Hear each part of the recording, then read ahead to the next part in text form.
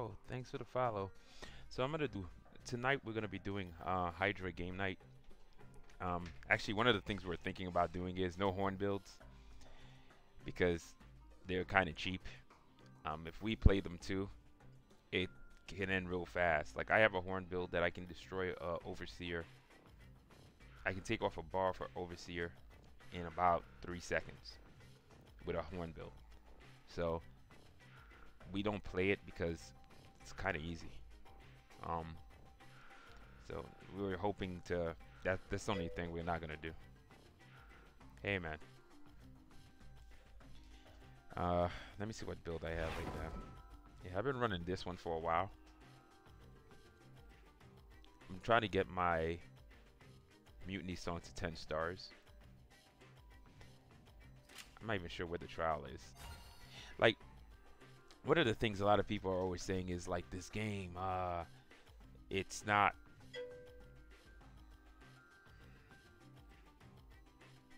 Sure. Wow, I can't believe this thing is 9 stars. Well, I need 12 more. I mean, 11 more.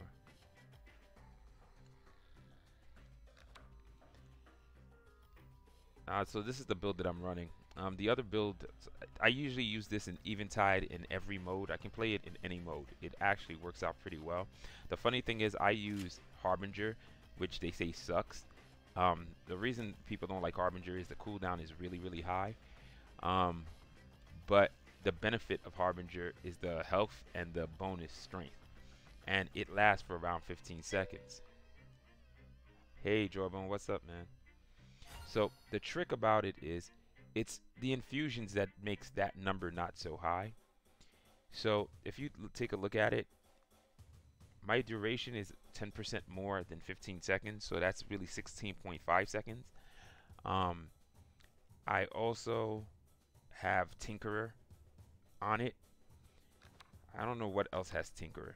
If anything else has Tinkerer, because if it did, that'd be nice. This has Jury Rig Efficient. Oh, that has a lot of good stuff though.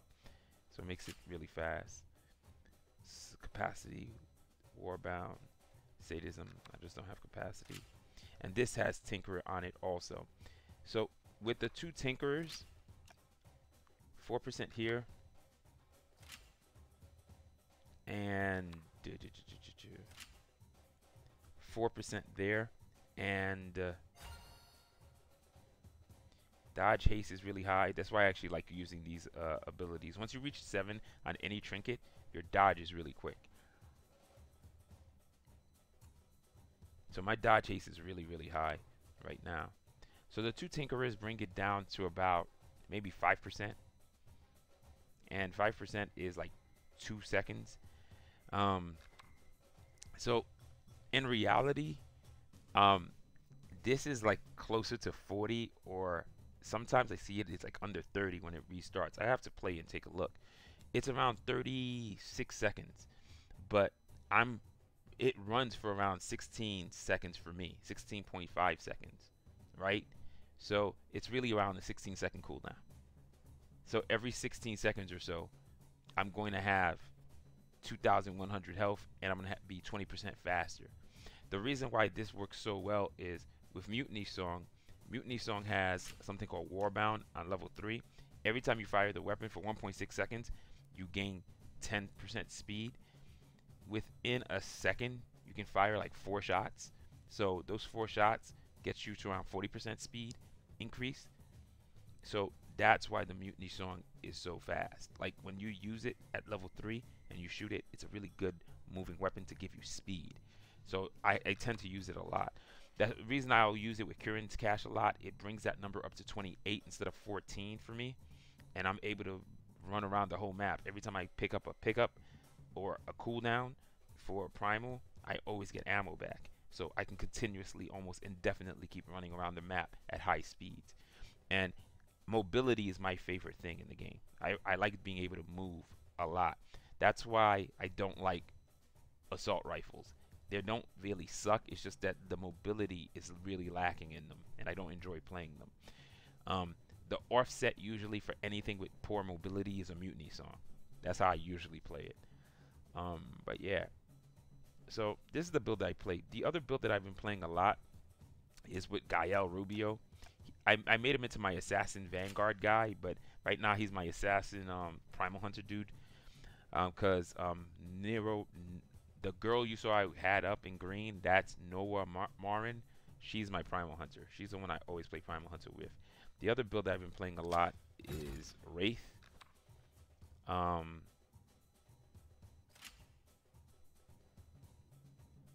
Clemency Vial, and Leap Attack. So these are the two builds I play the most. And whenever I play this, I always play Sunder. You play Sunder because Sunder has the lowest primal cooldown in the game. I think him. Let me see what Knock has. Oh, Knock has the lowest primal cooldown in the game. He has the second lowest primal cooldown.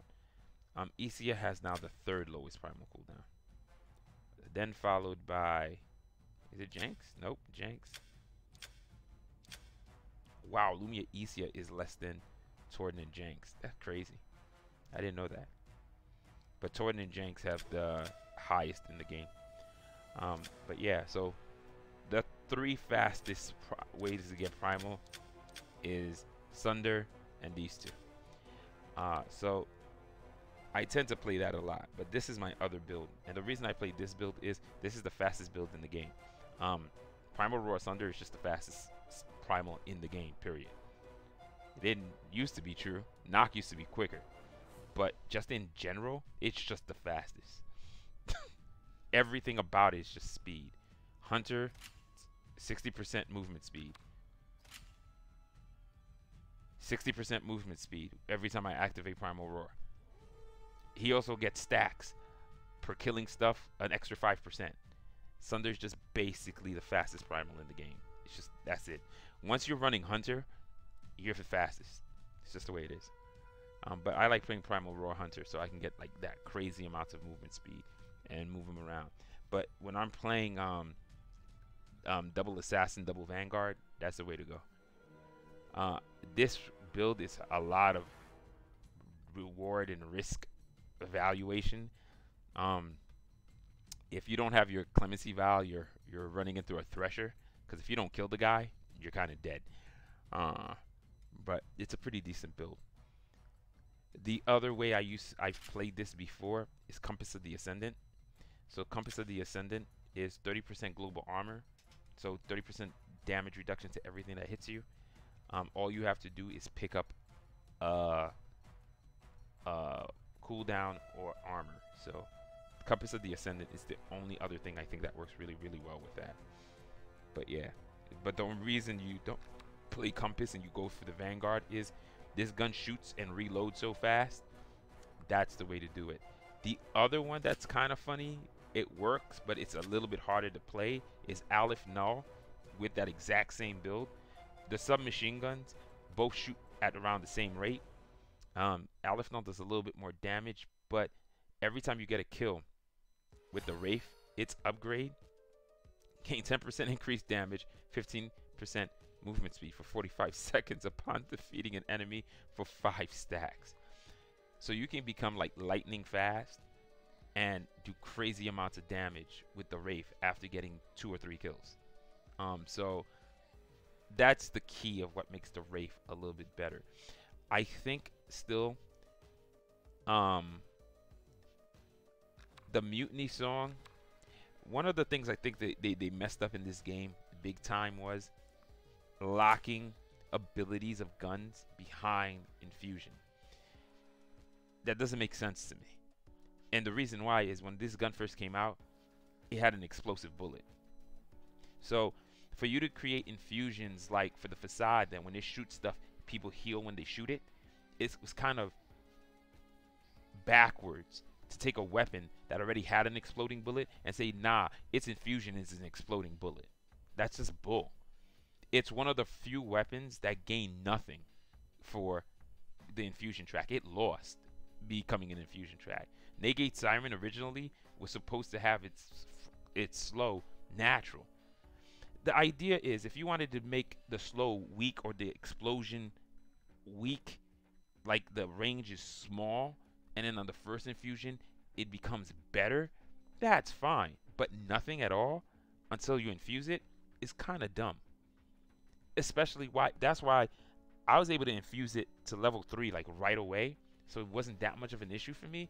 But I guarantee for anybody who gets this gun, it's like a nightmare until you get it to 3 stars.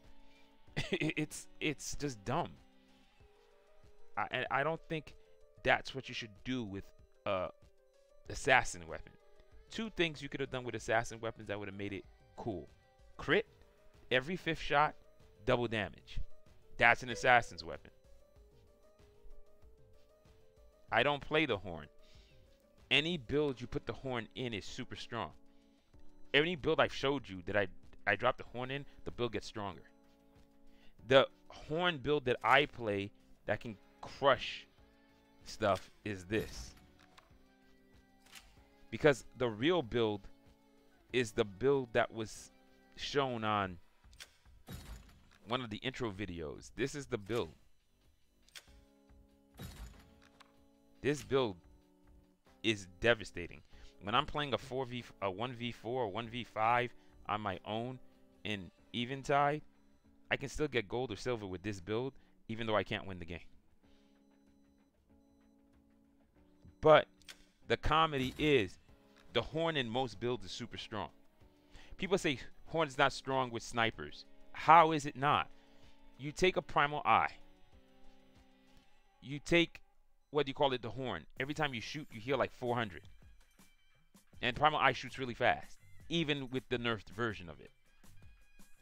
Every time I use if I was using my Negate Siren, it hits almost 1800. I heal like 700. I heal like almost 900 every time I fire both sniper rifles and hit something for 3 seconds. If you're using what do you call it? What you gonna call those things? A rocket launcher, and you're getting hits for 3 seconds, you're healing like almost 800 per shot. There is no reason that you can't do well. And then the heal is ridiculous in its own right, but you're also getting 40% less damage. Like at 40% heal, you don't need armor. One person said, I was saying the armor should be like 25, but one person said make it 20-20. And I'm like, yeah, you know, that would still work.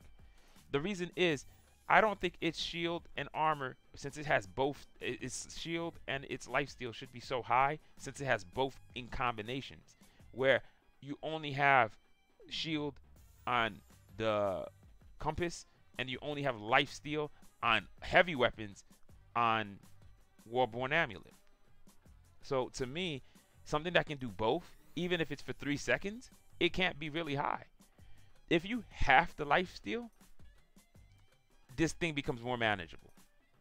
It becomes more manageable. It's still stupidly strong. It's just not, it doesn't make you immortal in 80% to 90% of the fights you have. You literally, it's super hard to kill you in most fights. If you have heavy ammo, the Renegade does so much damage, you can't kill me if I have that on. You're not doing enough damage and I'm healing too fast for you to actually take my health away. You'll literally have an engagement with me. Nowadays, since they reduced it to 40 from 50, I might actually have, my health bar might be low after I beat you in a fight, especially if you have a high DPS build. But in most cases, I can win. It's hard when you start getting focused by 2 or 3 people with high DPS builds. One is attacking you from range, one is attacking you from close. Like, this is the longest range build. You can't do anything. The other one that kicks your ass is if somebody's using Negate Siren and they keep you at range. It completely screws you. It's hard to beat triplanes. Like, if a person has Clemency Vow triplane, somehow the Clemency Vow tends to last longer than the second. And the reason I know that is I can fire 15 bullets at a person using Clemency Vow, using the Renegade, and they take no damage. And the reason I tell you that is, and they're not even sometimes using, they're just using the horn. And they're not even sometimes in range to hit me. But if I fire 15 bullets and I don't hit you, and we were point blank range, and you had the clemency vial on, that means your clemency vial lasted a second and a half. I only can fire 10 bullets per second. The 5 bullets was half a second. If I die and I had 14 bullets left, your clemency vial is lasting longer than its prescribed time. So that's one of the issues with it. But yeah, but this build is broken. Like I said, I'll only play it if I'm playing 1v5s and or a team keeps bombing into the eventides. It's the only build that can fight 2 or 3 people and survive. And then I can also run around the map, clearing objectives so fast and without taking damage that I can actually have a gold or a silver score. But yeah, it's still too strong. I literally told them 15 to 25% maximum. So one person just says 20 in the middle. That's fair. 50% off what it can do now for healing, 50% armor of what it can do now for armor strength. And I guarantee you'd have a strong trinket, but not a busted trinket. But it'd still be strong as hell. You would actually have to be careful while using it. Right now, when it first came out, you didn't even have to care. You were damn near immortal. 90% of all fights you won. Now it's 80%.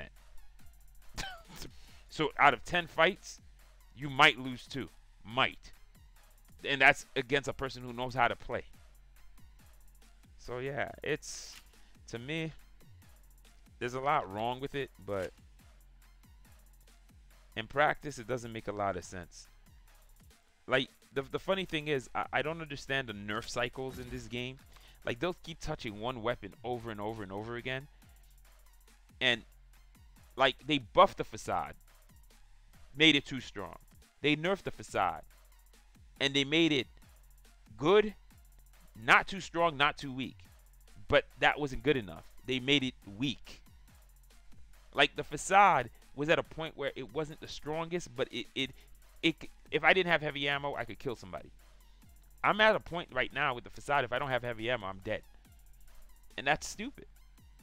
It should be able to take out somebody. If I can get all those shots off at you, you should die. The reason I can't kill you anymore, I lost 550 damage on my base facade. It used to do an extra 550. That's just gone now. So that's why it sucks. It's like I don't get the ideas behind some of the changes, but man, it is what it is.